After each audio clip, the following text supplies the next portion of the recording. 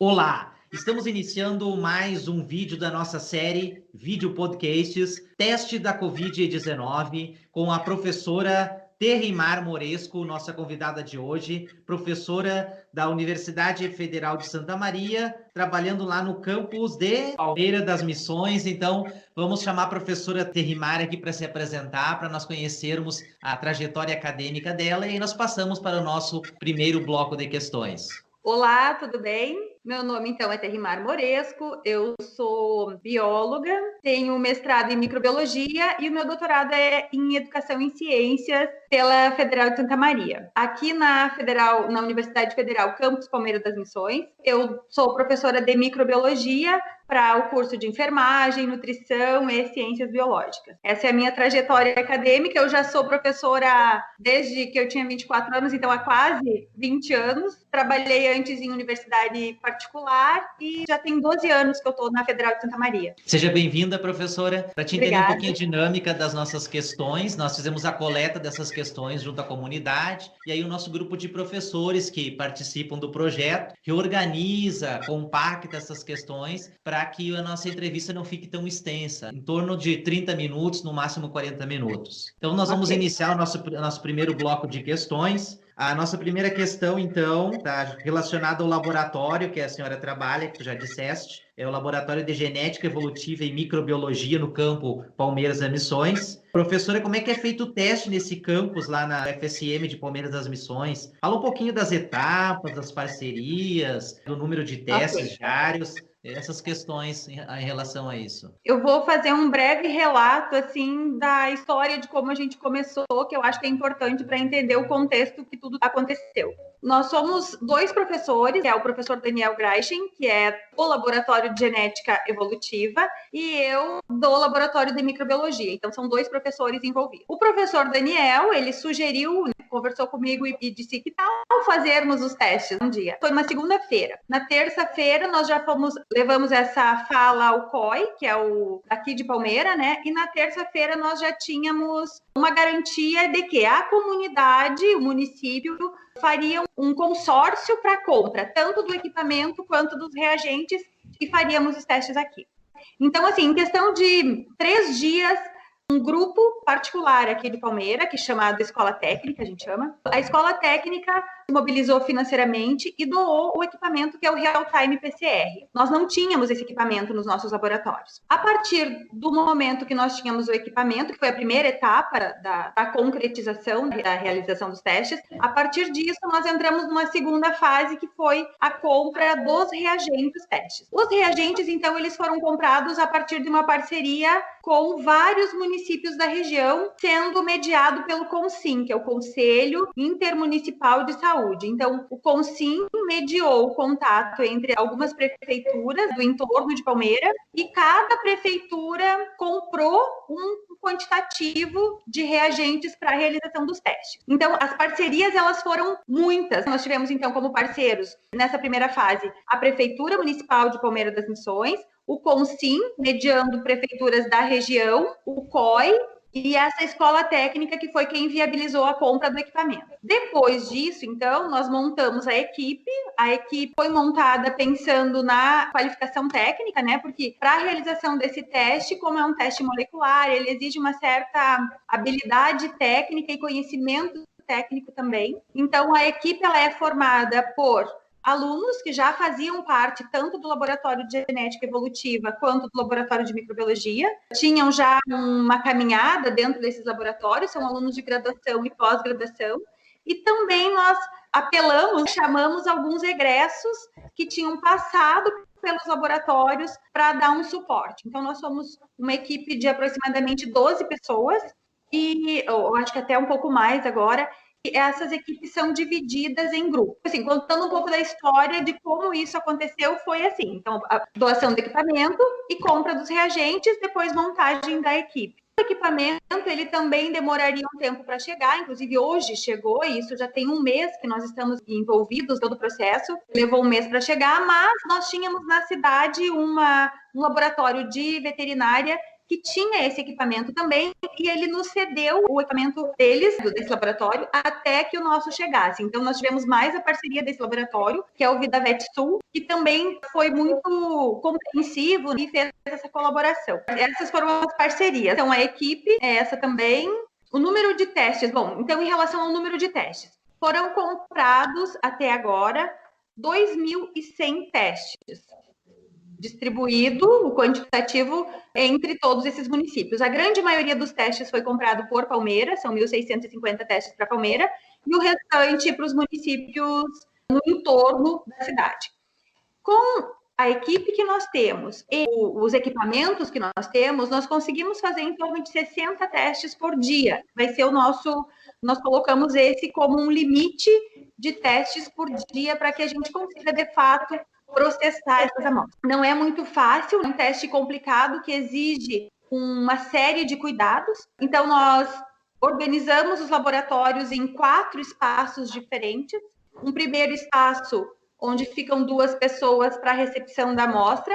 Essas pessoas, elas precisam ter todos os cuidados com biossegurança, elas precisam estar dando luva, máscara, face shield, o jaleco, todo esse material, então, nessa primeira sala para a recepção dessas amostras, o registro também, com muito cuidado, cuidando muito a questão de colocar os códigos corretos, registrar os nomes, sem esses nomes serem muito divulgados, assim, mesmo dentro do grupo. Essa é a primeira sala. Essas amostras chegam por essa sala, então, são registradas e passam para o laboratório de microbiologia, onde é feita a extração do RNA.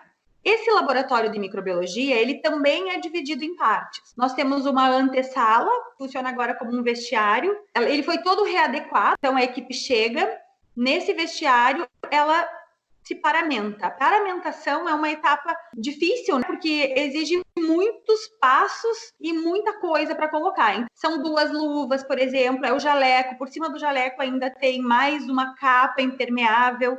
Aí elas usam a máscara branca, aquela máscara descartável. Por cima da máscara branca ainda tem a máscara N95. Por cima disso ainda tem aquela face shield, aquela de plástico. Aí tem uma touca, daí tem ainda o gorro da própria roupa. E tem mais o sapato e mais os propés. Então, assim, toda essa vestimenta para, então, entrar na sala onde vai ser feita a extração. Todos esses cuidados com biossegurança, eles foram organizados a partir de alguns documentos de orientação que foram disponibilizados pela Anvisa, agora, uma norma técnica disponibilizada pela Anvisa nesse mês ainda sobre como organizar o laboratório para os testes da Covid. Também tem normas técnicas disponibilizadas pela Organização Mundial da Saúde que explicam todo esse procedimento que deve ser tomado com segurança, tanto do manipulador, quanto da própria amostra, quanto do ambiente. Então, o espaço está organizado visando minimizar ao máximo possível a contaminação desse manipulador, principalmente. Nessa segunda sala é feita a extração do RNA. Depois dessa extração, esse material é enviado para o laboratório de genética para fazer a detecção do vírus propriamente dito. Esse era um questionamento que a comunidade tinha, a doutora Derrimar acabou já respondendo, que eram justamente os cuidados que se tinha com biossegurança, como é que vocês manipulavam essas amostras contaminadas a fim de evitar a contaminação da própria equipe de vocês com o SARS-CoV-2. Mas está muito bem respondido nessa sua fala, você já acabou contemplando essa segunda questão. Uma outra questão que emergiu foi em relação às testagens que vocês fazem para detectar as pessoas contaminadas. Existe mais de um tipo de teste. Existe o teste rápido de sorologia, existe um teste molecular. Nós gostaríamos que você explicasse de uma forma simples para os nossos ouvintes, que na maioria são pessoas que às vezes não têm um grau de instrução muito avançada, para eles tentar entender um pouquinho qual é a diferença que existe entre esses testes e se existe algum erro ao fazer esse teste, qual é o percentual de acerto que existe em cada um deles. Bom, então tem basicamente 2 tipos de teste, que é o teste rápido e o teste molecular. Em relação ao teste rápido, o que esse teste rápido detecta são os anticorpos. Existem alguns testes também que detectam antígenos do vírus, mas a maioria dos disponíveis aqui no Brasil detectam anticorpos. O maior problema desses testes é a questão do tempo a partir do início dos sintomas. Então, os testes rápidos, como detectam anticorpos, eles só vão detectar os anticorpos a partir aproximadamente do 7º dia após a contaminação da pessoa. Então, a pessoa vai ter que ser contaminada, o organismo vai ter que responder, produzir anticorpos, para só então esses anticorpos serem liberados na corrente sanguínea e serem detectados pelo teste. Qual seria o problema do erro do teste?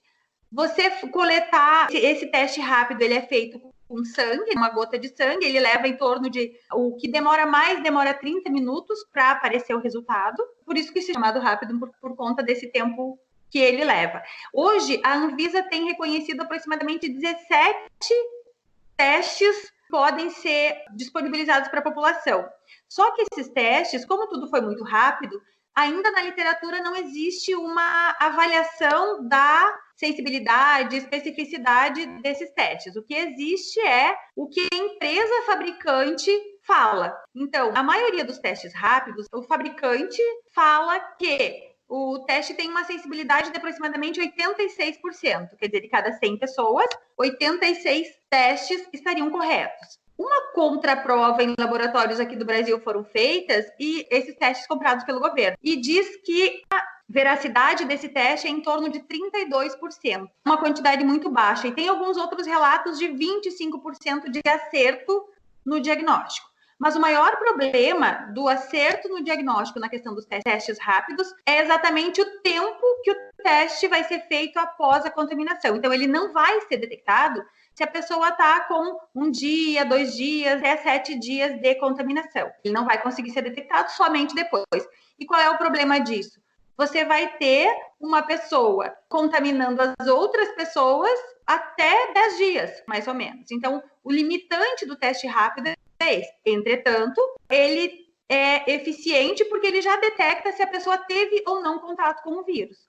Então, depois de algum tempo, tipo uma semana, 10 dias, 15 dias, se você fizer esse teste, você vai detectar a presença de IgG, quer dizer, você detecta a presença de uma memória imunológica contra o coronavírus.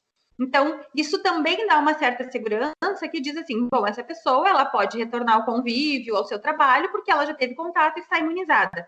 Pelo menos temporariamente, porque não se sabe exatamente se essa imunização, quanto tempo essa imunização dura. Então, o teste rápido é isso. É um teste que detecta anticorpos e ele só pode ou só é eficiente se for feito depois do 10º dia. E ainda existe uma certa desconfiança em relação a ele ser ou não ser certo.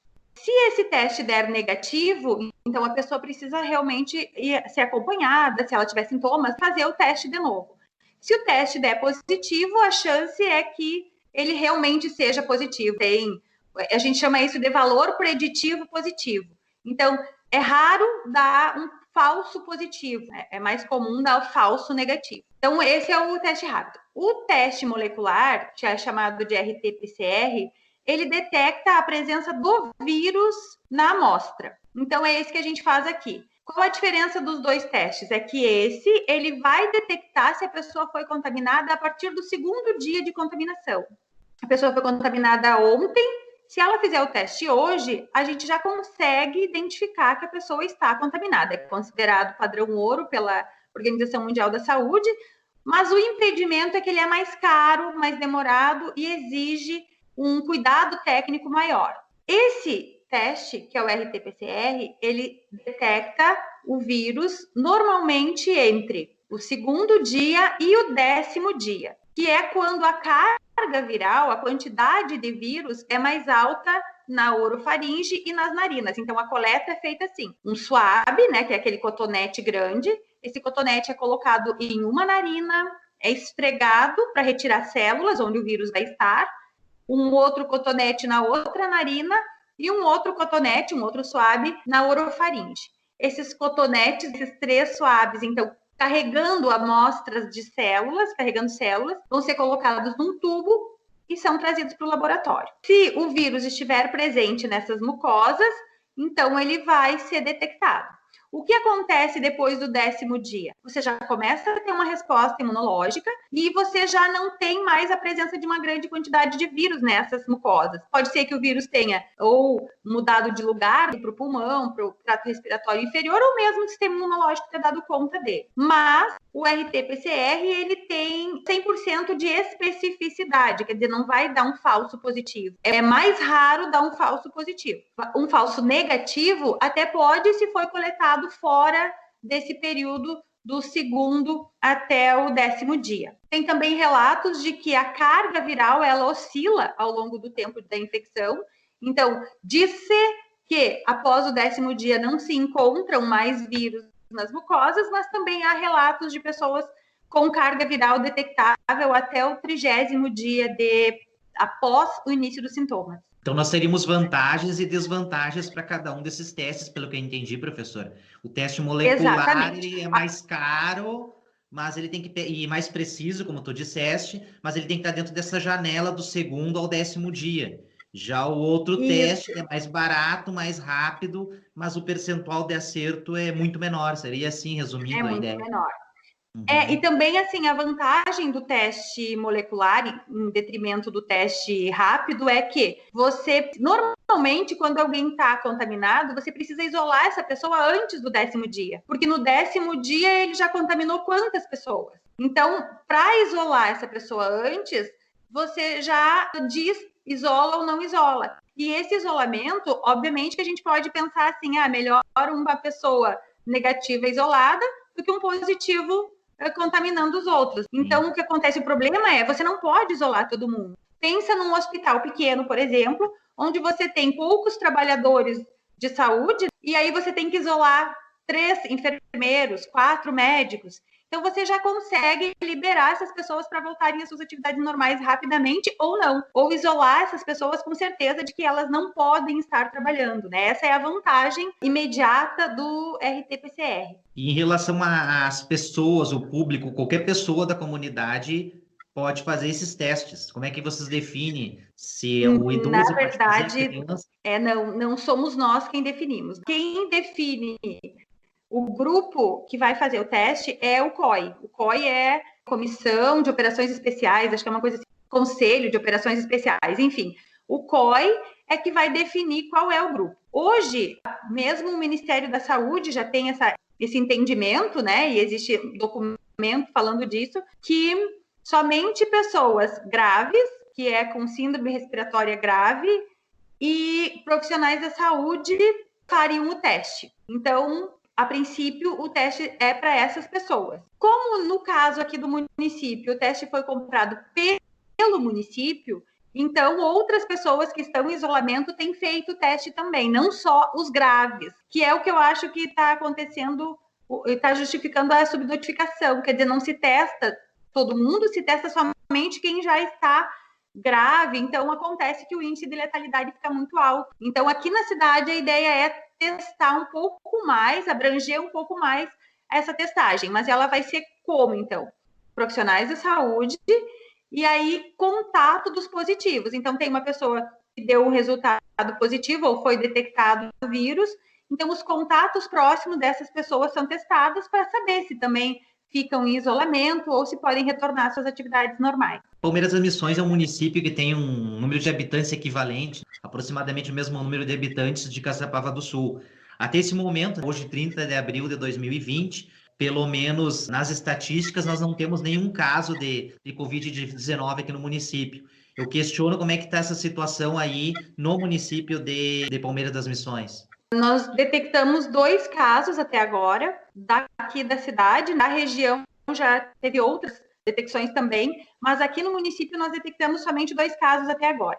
Claro que nós começamos a testagem semana passada, nós tivemos aí um fim de semana, então a gente não teve um tempo muito grande ainda, mas são 2 positivos. É que Palmeiras das Missões, ela tem uma circulação muito grande de pessoas de Passo Fundo ou que vão a Passo Fundo, e Passo Fundo é um local onde tem um grande número de contaminados também.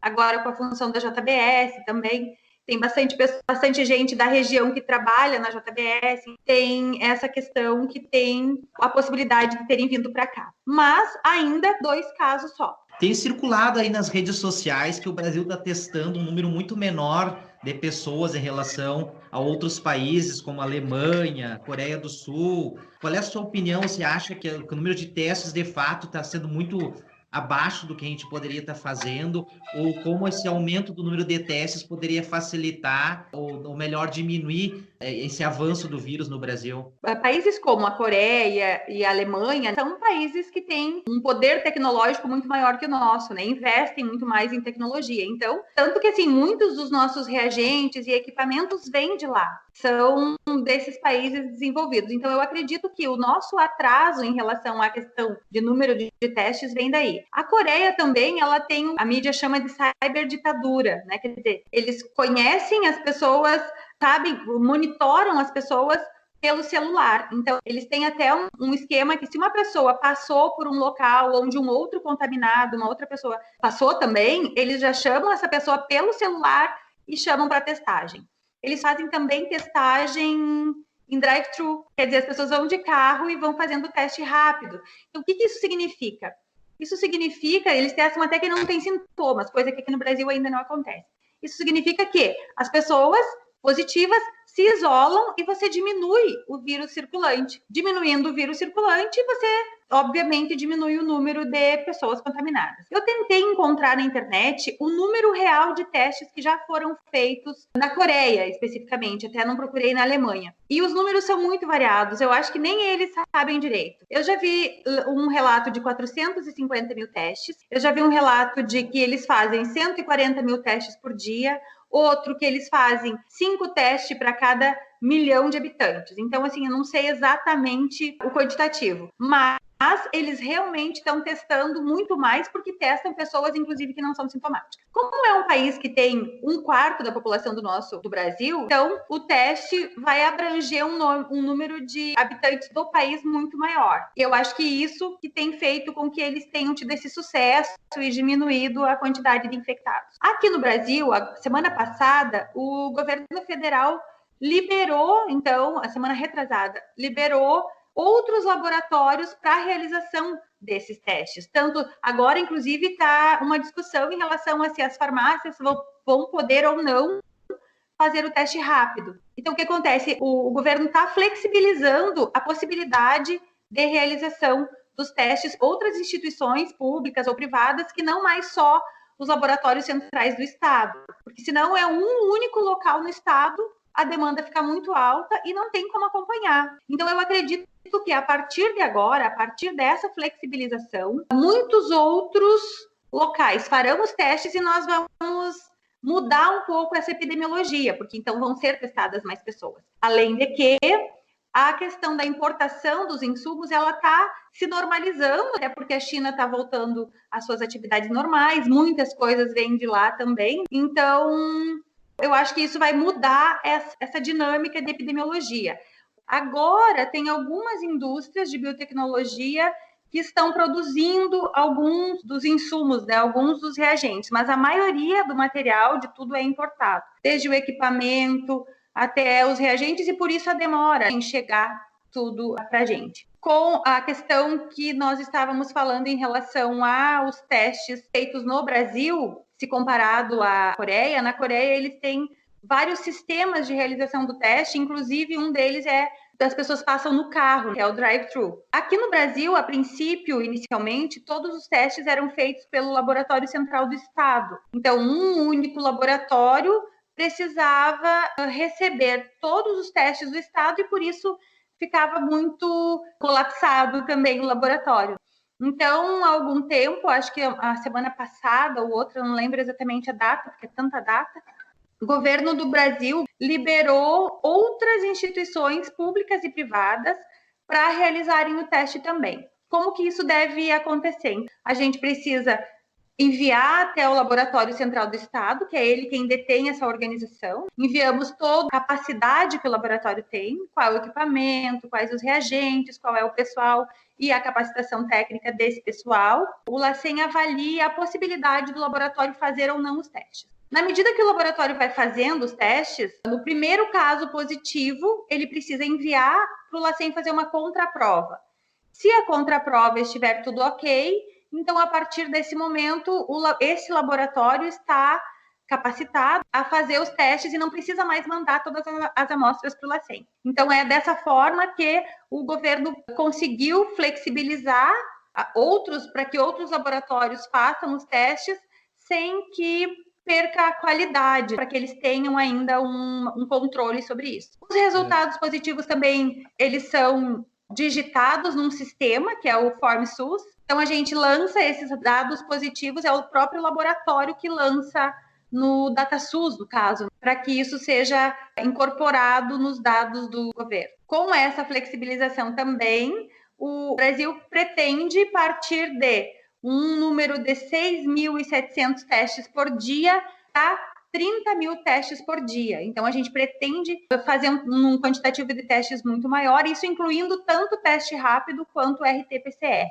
Cada um no seu tempo, né, e com a finalidade que quem define vai ser o paciente, o médico ou a equipe de saúde. Então, doutora Terrimar, nós estamos chegando no final da nossa entrevista, está muito bom o diálogo. Eu vou te lançar um desafio que eu já fiz para os outros entrevistados. A equipe de pós-produção depois quer fazer alguns vídeos curtos, em torno de 2 minutos, 120 segundos. Eu gostaria, então, que tu resumisse toda a tua fala de hoje em 2 minutos, que tu apontasse os testes que existem, as vantagens de cada um, como é que está a situação no nosso país e quais são as perspectivas para o aumento de testes, como que isso vai nos ajudar a combater essa epidemia no país. Tudo isso em 2 minutos, vamos tentar fazer isso. Quais são os tipos de testes disponíveis no Brasil hoje? Nós temos testes que chamamos de testes rápidos. Esses testes rápidos, eles detectam anticorpos do paciente, e os anticorpos somente serão produzidos após 10 dias de infecção. E o RT-PCR, que detecta a carga viral, detecta a presença do vírus no indivíduo, e esse RT-PCR, então, ele pode ser feito a partir do 2º dia de infecção. Então, o que significa isso? Quando uma pessoa está recém-infectada, recém se contaminou, ela precisa fazer o RT-PCR. Se ela fizer o teste rápido, não vai conseguir detectar o vírus. E depois vai ter que ser o teste rápido. O que define o acerto, a veracidade do resultado, vai ser justamente saber escolher qual o teste fazer em qual período. Existe também uma discussão em relação à assertividade do teste rápido para detecção de anticorpos, que somente vamos saber depois que os estudos forem liberados. Hoje, no Brasil, nós fizemos em torno de 6.700 testes por dia, e agora, a partir da flexibilização do governo para que outros laboratórios, além do LACEN, façam os testes, nós vamos fazer, então, em torno de 30 mil testes por dia. A importância dos testes é diminuir a circulação do vírus, isolando as pessoas que têm o vírus, que já estejam contaminadas. Então, estamos chegando ao final do nosso 4º podcast vídeo com a nossa entrevistada de hoje, a professora a doutora Terrimar Moresco, lá da UFSM de Palmeiras das Missões. Agradecemos a sua participação, professora. Muito obrigada pela oportunidade. Espero ter contribuído um pouco com vocês e estamos à disposição sempre que tiverem interesse no nosso trabalho. Um abraço, então, para os nossos ouvintes, para os nossos telespectadores. A semana que vem nós estamos com um novo podcast, o nosso 4º da série. Esperamos que todos os nossos rádio ouvintes estejam aqui conosco. Acesse os nossos canais no Castbox, canal de vídeo no YouTube e acompanhe os nossos podcasts. Obrigado.